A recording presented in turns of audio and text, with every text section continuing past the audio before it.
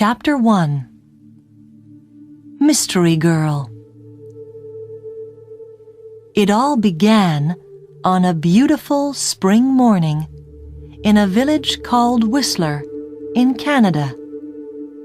A pretty little village in the mountains of British Columbia.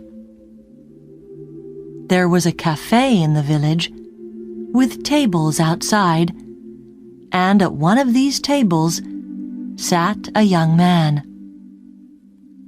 He finished his breakfast, drank his coffee, looked up into the blue sky, and felt the warm sun on his face. Nick Lortz was a happy man. The waiter came up to his table. "More coffee?" he asked. "Yeah, great," said Nick. He gave the waiter his coffee cup. The waiter looked at the camera on the table. "On vacation?" he said. "Where are you from?" "San Francisco," Nick said. He laughed. "But I'm not on vacation. I'm working. I'm a travel writer, and I'm doing a book on mountains in North America. I've got some great pictures of your mountain." The two men looked up at Whistler Mountain behind the village. It looked very beautiful in the morning sun. "Do you travel a lot then?" asked the waiter. "All the time," Nick said. "I write books, and I write for travel magazines. I write about everything. Different countries, towns, villages, rivers, mountains, people." The waiter looked over Nick's head. "There's a girl across the street," he said. "Do you know her?" Nick turned his head and looked. "No, I don't." "Well, she knows you, I think," the waiter said. "She's watching you very carefully." He gave Nick a smile. "Have a nice day." He went away, back into the cafe. Nick looked at the girl across the street. She was about 25, and she was very pretty. "She is watching me," Nick thought. Then the girl turned and looked in one of the shop windows. After a second or two, she looked back at Nick again. Nick watched her. "She looks worried," he thought. "What's she doing? Is she waiting for somebody?" Suddenly, the girl smiled. Then she walked across the street, came up to Nick's table, and sat down. She put her bag down on the table. The bag was half open. "Hi, I'm Jan," she said. "Do you remember me? We met at a party in Toronto." "Hi, Jan," said Nick. He smiled. "I'm Nick, but we didn't meet at a party in Toronto. I don't go to parties very often, and never in Toronto." "Oh," the girl said, but she didn't get up or move away. "Have some coffee," said Nick. The story about the party in Toronto wasn't true, but it was a beautiful morning, and she was a pretty girl. Maybe it was a party in Montreal or New York. The girl laughed. "Okay, maybe it was.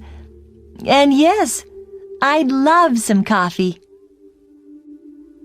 When she had her coffee, Nick asked, "What are you doing in Whistler? Or do you live here?" "Oh, no," she said. "I'm just traveling through. And what are you doing here?" "I'm a travel writer," Nick said, "and I'm writing a book about famous mountains." "That's interesting," she said. But her face was worried, not interested, and she looked across the road again. A man with very short white hair walked across the road. He was about 60 years old, and he was tall and thin. The girl watched him. "Are you waiting for someone?" asked Nick. "No," she said quickly. Then she asked, "Where are you going next, Nick?" "To Vancouver for 3 or 4 days," he said. "When are you going?" she asked. "Later this morning," he said. There was a letter in the top of the girl's half-open bag.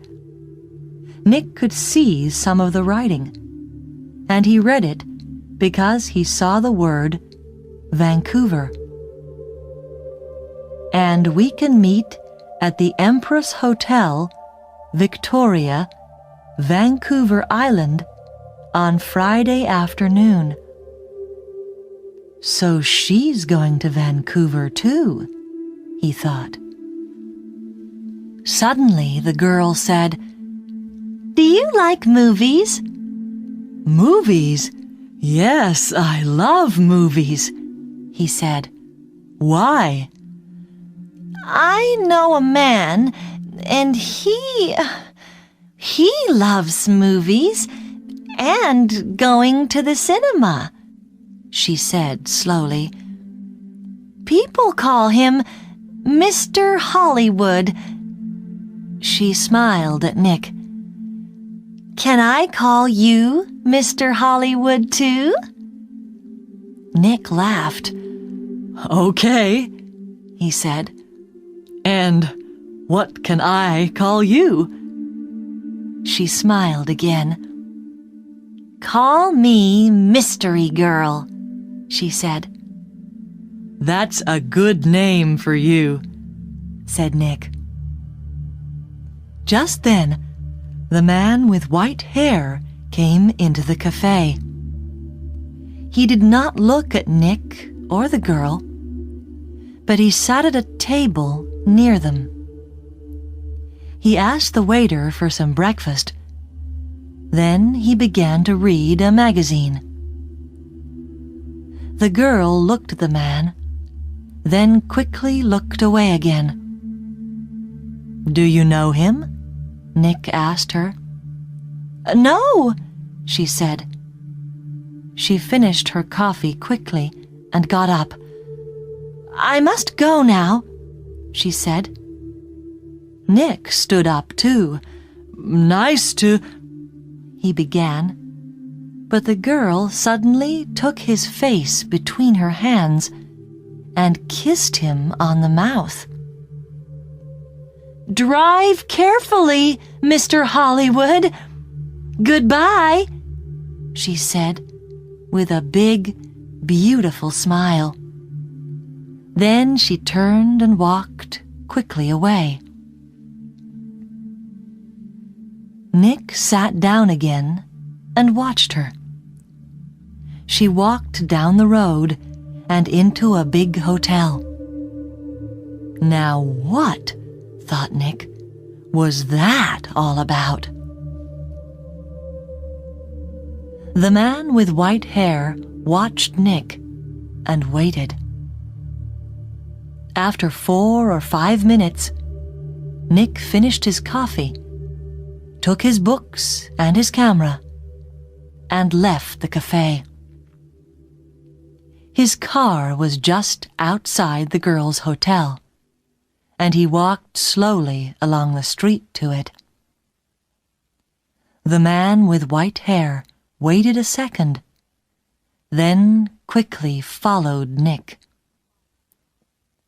From a window high up in the hotel, the girl looked down into the road. She saw Nick and the man with white hair about 50 yards behind him. Nick got into his car, and the man with white hair walked quickly to a red car across the street.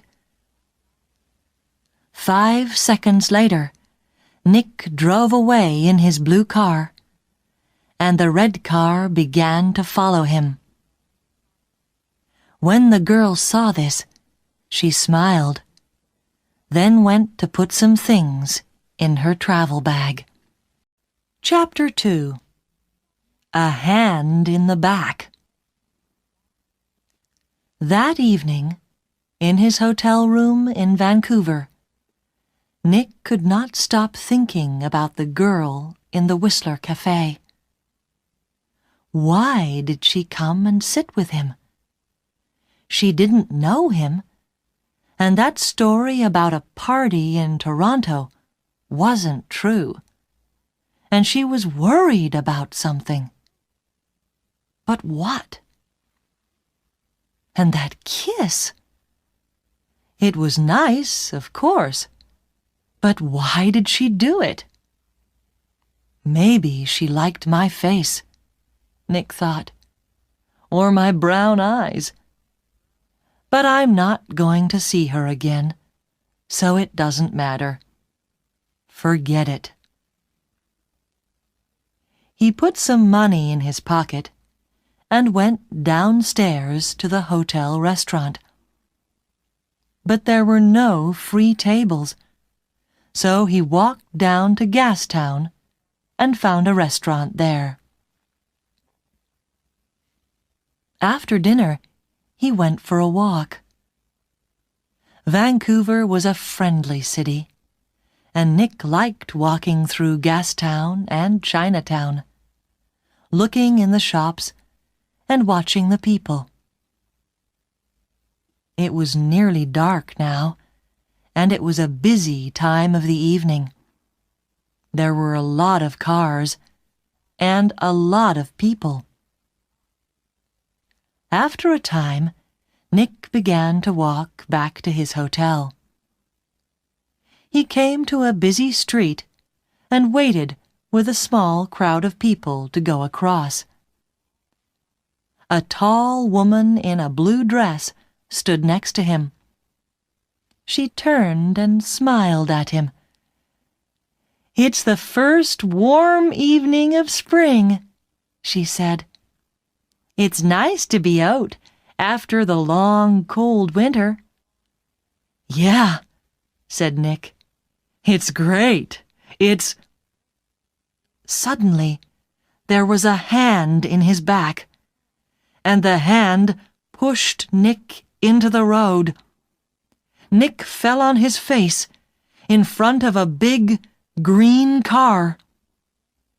People screamed, but the green car stopped only inches from Nick's head. The woman in the blue dress ran into the road and pulled Nick to his feet. "Are you okay? What happened?" she said. The driver of the green car shouted angrily at Nick, but Nick did not hear him. "Somebody pushed me," he said to the woman. "I didn't fall. Somebody pushed me." "Pushed you?" said the woman. "Who? I didn't see anybody." Nick looked at the faces of the people near him, but he didn't know them. Then he saw a man's back. The man was tall and thin, and had very short white hair. He walked quickly away down the street, and did not look back. Hey, you! Nick shouted. Wait! But the man did not stop, and he was soon lost in the crowds. Did he push you? Asked the woman in the blue dress. I don't know, Nick said. Do you know him? She asked. I don't know his name, Nick said. But I know that short white hair. Now where did I see it before? The woman began to move away. I must get home, she said. Are you okay now? Yeah, I'm okay, Nick said. And thanks. Thanks for your help. That's okay, the woman smiled. Be careful now. Back in his hotel, Nick sat on his bed and thought. It was an accident. Nobody pushed me. It was an accident. Nobody wants to kill me. And there are hundreds of men in Vancouver with white hair. It was 1 o'clock in the morning, but Nick couldn't sleep. He listened to the cars in the road, and he looked at the night sky through his hotel room window. Then he sat at the table and tried to write some more of his book about mountains. But he couldn't think about his work. He got back into bed. There were 4 or 5 magazines in the hotel room. They were not very interesting, but Nick sat in bed and opened one, and saw a photo of Mystery Girl. He looked at the picture very carefully. But yes, it was her. Jan, the girl from the Whistler Cafe. She was next to a man of about 50 or 55, and they were in the garden of a big, expensive house. They smiled at the camera, and they looked very happy. Canadian millionaire Howard Hudson and his daughter, Meg, it said under the picture, at their home in Toronto. Meg Hudson, not Jan, not Mystery Girl. Meg Hudson, the daughter of a millionaire. Nick read it again. Why did she come and sit with me in the cafe at Whistler? He thought. Millionaires' daughters don't sit with strangers in cafes and then give them a big kiss when they leave. Why did she do it? What did she want? He thought back to the cafe in Whistler and the girl next to him at the table. Then he remembered something. He remembered a man at a table near them in the cafe. A tall, thin man, about 60 years old. A man with very short white hair. Nick didn't sleep much that night. Chapter 3. A walk in the park. The next day was Thursday. Nick stayed in his hotel room and wrote about mountains all morning. Then he drove to Stanley Park in the afternoon. He sat and read a book for an hour. Then he went for a walk under the tall trees. There was nobody here. It was quiet, and he could walk and think. He thought about Meg Hudson and about the man with white hair. Did he know Meg Hudson? Did she know him? He remembered Meg Hudson's last words. "Drive carefully, Mr. Hollywood." Why did she say that? Why did she call him Mr. Hollywood? He didn't understand any of it. Suddenly, he heard a noise. He stopped. That was a gun, he thought. There's somebody in the trees with a gun. There it is again. Then something hit the tree over his head. Somebody's shooting at me, Nick thought. He turned and ran. And somebody began to run after him. Nick ran through the trees. There was no sun in here, and it was half dark. And there were no people. Nobody to help him. I must get to my car, Nick thought. Find some people. The police. He ran on. He could still hear the gunman behind him, so he ran faster. After 3 or 4 minutes, he stopped and listened. Nothing. It was all quiet. Nick was afraid. What's happening? He thought. Why is somebody shooting at me? First a hand pushes me in front of a car, and now somebody's shooting at me.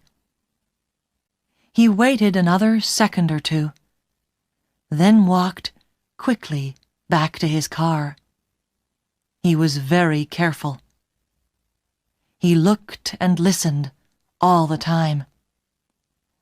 But nobody came out of the trees, and nobody shot at him. Then he saw people. Women with young children, some boys with a football, 2 men with a dog. He began to feel better. Nobody can shoot me now, he thought. Not with all these people here. 10 minutes later, he was back at his car. There was a letter on the window. Nick read it. It said, "I'm going to kill you, Mr. Hollywood." Nick drove to the nearest police station. He waited for half an hour. Then a tired young policeman took him into a small room. Nick told his story, and the policeman wrote it all down. "So, what are you going to do?" asked Nick. "Nothing," said the policeman. "Nothing?" said Nick. "But somebody shot at me and—" "Mr. Lortz," the policeman said tiredly, "how many people are there in this town with guns?"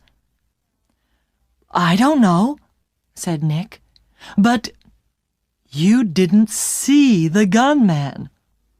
Was it a man, a boy, a woman? Color of eyes? Long hair, short hair? You don't know, because you didn't see anybody. Maybe it was an old girlfriend. Maybe somebody doesn't like your travel books, Mr. Lortz." "But what about the man with white hair in Whistler?" said Nick. The girl, Meg Hudson, called me Mr. Hollywood in the cafe, and this man heard her. And now I get a letter to Mr. Hollywood on my car. Who is this Mr. Hollywood? We all want answers to our questions, Mr. Lortz, the policeman said. But we don't always get them. Questions, but no answers. Nick walked out of the police station and drove to his hotel. He was angry and afraid. How did the man with white hair find me in Vancouver? He thought. Did he follow me from Whistler? Is he following me now? Maybe he's staying at my hotel too. In the next room. With his gun. Chapter 4. The Man with White Hair. Nick stopped his car in front of the hotel.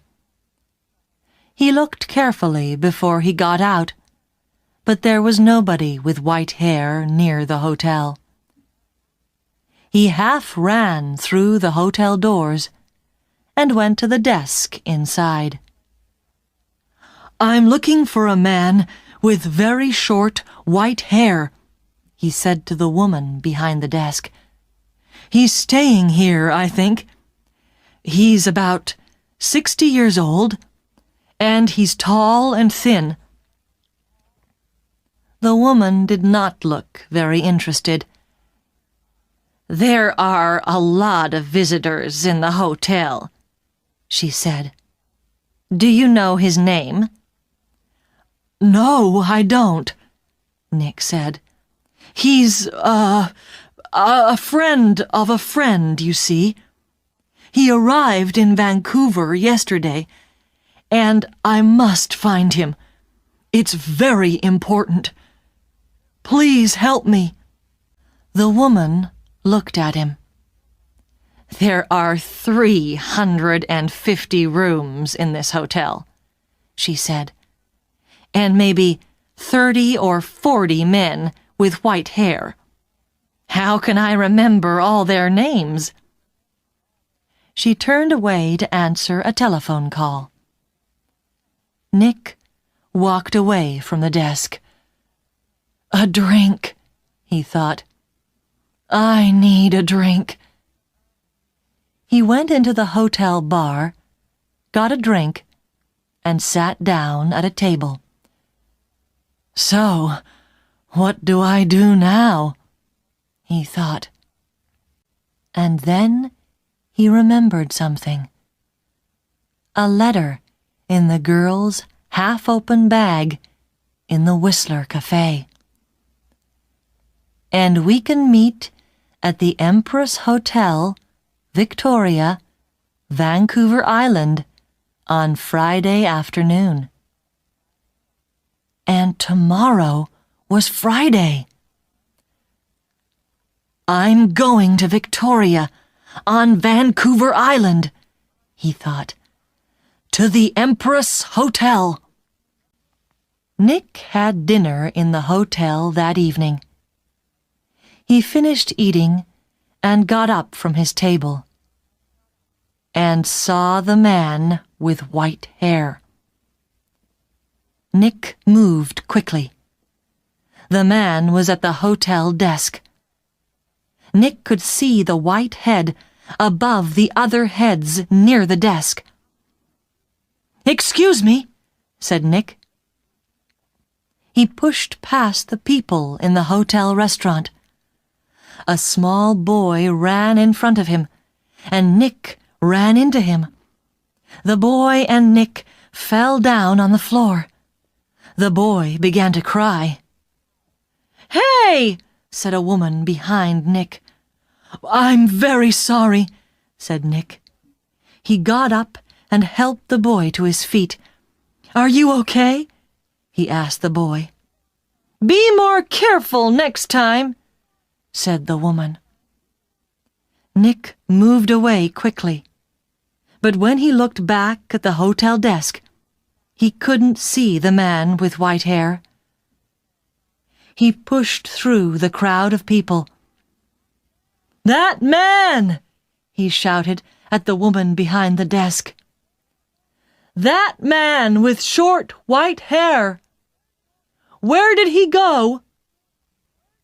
The woman looked at Nick. "Mr. Vickers," she said.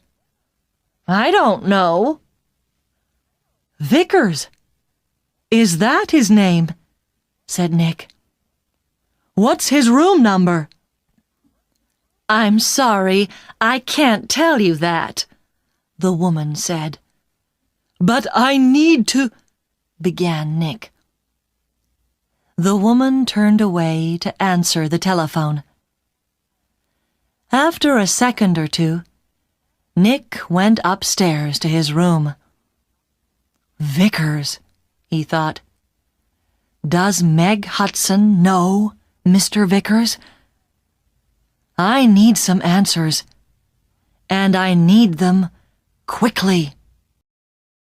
Chapter 5. Vancouver Island.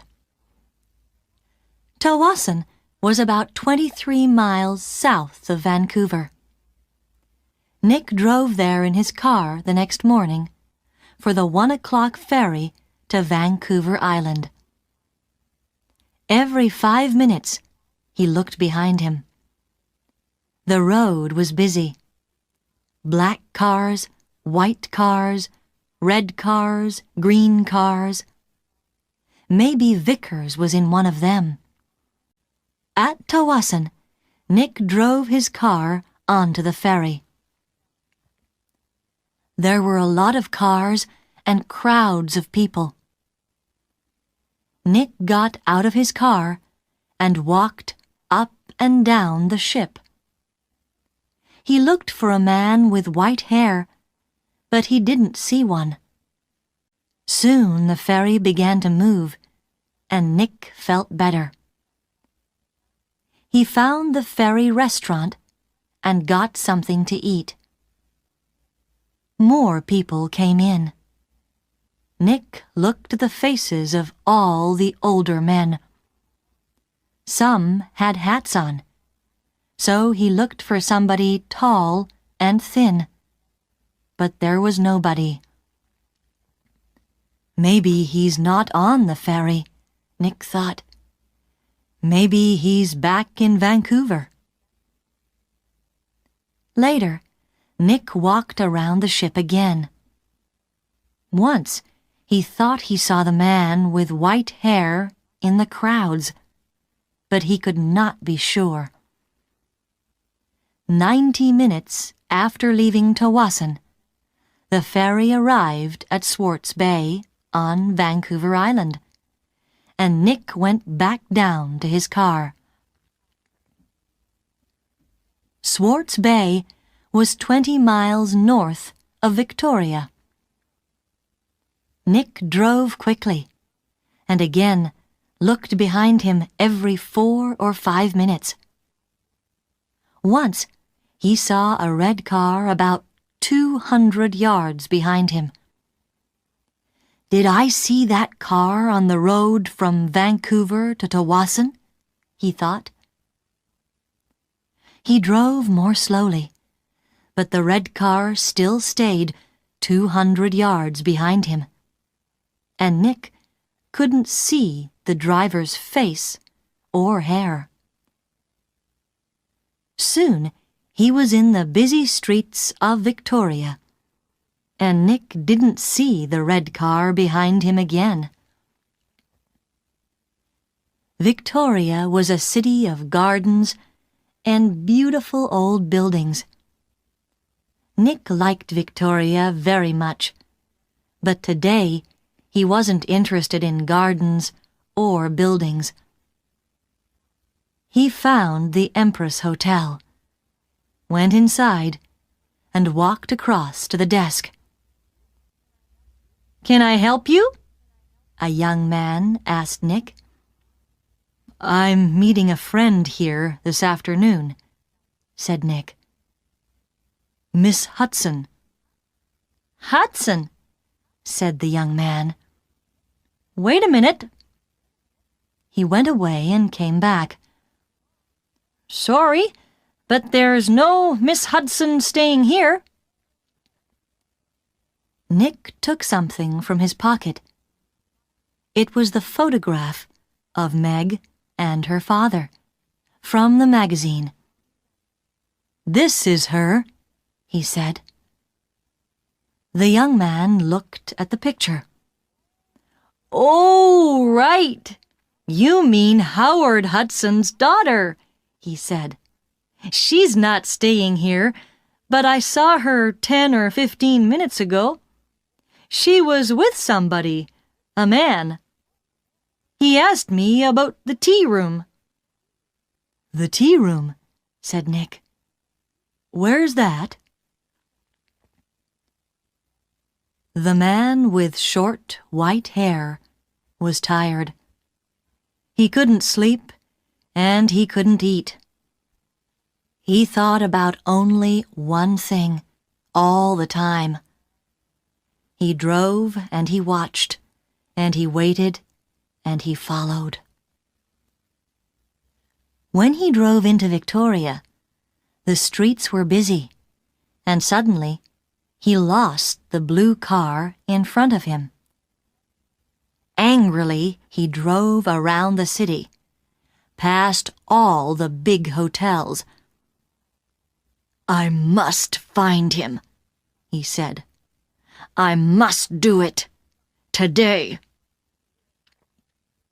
Then he saw the Empress Hotel, and in the street outside it, a blue car.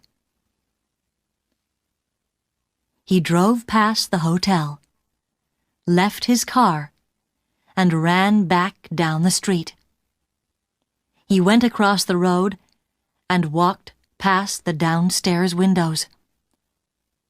There was a big room with tables and chairs and a lot of people. He looked carefully at all the faces.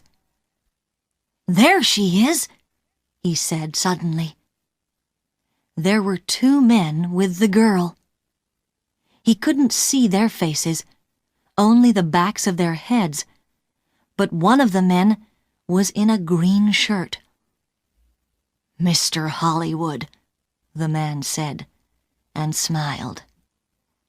"Goodbye, Mr. Hollywood." People in the street turned to look at him, but the man did not see them. He walked up to the doors of the hotel and put a hand into his pocket. Inside, the gun was cold and hard. Chapter 6. A Tea Party. Nick looked through the doors of the tea room in the Empress Hotel.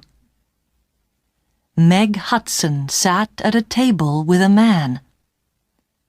The man was about 30, or maybe a year or 2 younger.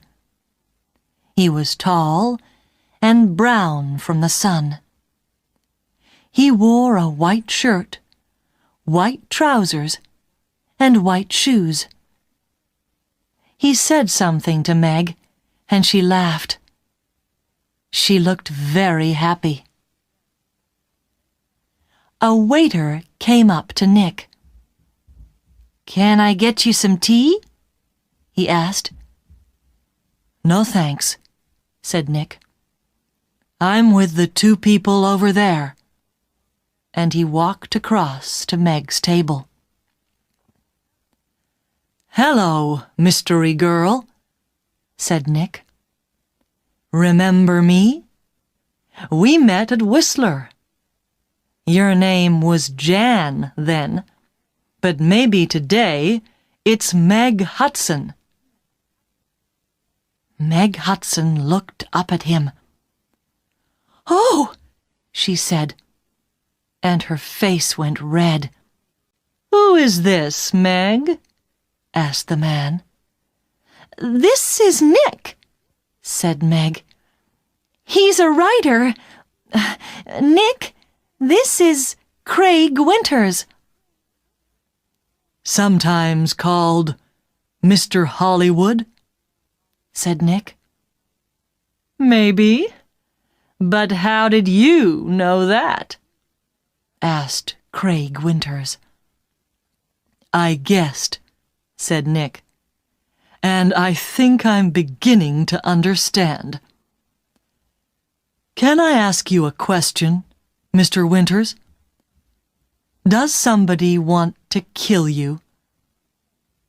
Craig Winters' face went white. "Kill me? What are you talking about?" asked Meg. "Before I tell you, answer this question, please," said Nick. "You called me Mr. Hollywood in Whistler, and you wanted the man at the next table, the man with white hair, to hear you. Is that right?" Meg Hudson did not answer at first. Then she said quietly, "Yes." "Why?" asked Nick. "I wanted him to follow you, and not me." "Why?" Nick asked again. "I think he's a detective," said Meg. "And I think he's working for my father. I saw him soon after I left Toronto. He followed me." Meg put her hand on Craig Winters' arm. "My father doesn't like Craig. A month ago, he told me not to see Craig again. I'm not happy, and he knows that. I think he guessed that I'm meeting Craig. And now he wants to find Craig and stop him seeing me." "Stop him," said Nick. "Or kill him." "No," Meg Hudson said. "Daddy doesn't—" "The man with white hair pushed me in front of a car in Vancouver," Nick told her. "And he shot at me in Stanley Park." "What?" said Meg. Tell me about this man with white hair," Winters said suddenly. Nick looked at him. "He's about 60, and he's tall and thin," he said. "Do you know his name?" asked Winters. "Vickers," said Nick. Craig Winters suddenly looked ill. Did he follow you to Victoria? Did he follow you here?" "I don't know," said Nick. He watched Winters. "You're afraid of him. Why? Why does this man Vickers want to kill you, Winters?" Before Craig Winters could answer, Meg's face went white. "Oh, no!" she said. "Look! Look over there! By the door!" Nick and Craig Winters turned to look. At the door of the tea room stood the man with white hair.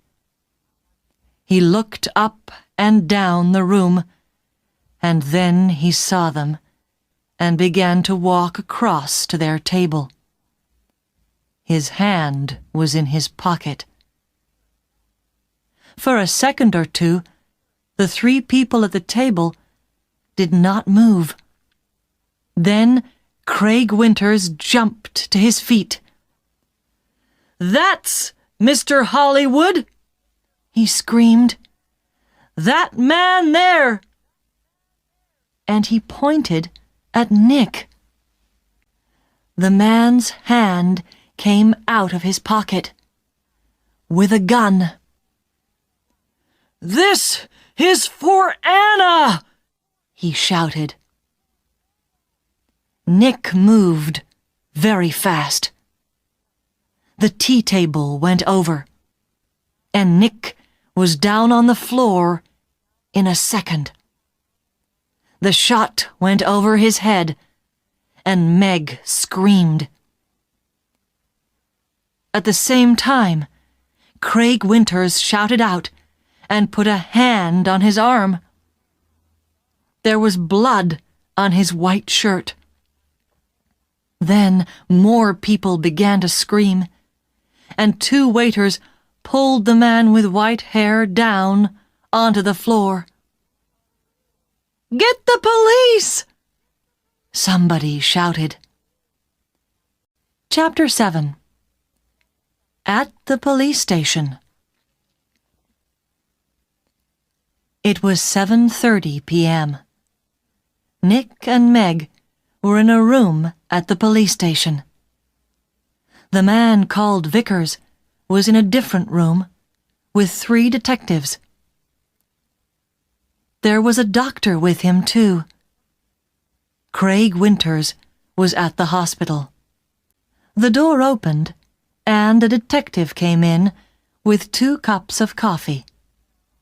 He put them down on the table and turned to go out again. "Detective Edmonds," Meg said, "did the hospital call? Is Craig going to be all right?" "Winters," Detective Edmonds said. "Yes, he's going to be okay." "Can I call the hospital now?" asked Meg. "I'd like you to wait," said Edmonds. "Detective Keat is going to be here in a minute. He's just coming from the airport and—" He looked through the open door. "Ah, here he is now." A second detective came into the room, and behind him was a tall man with dark hair. Meg stood up quickly. "Daddy!" she cried. "What are you doing here?"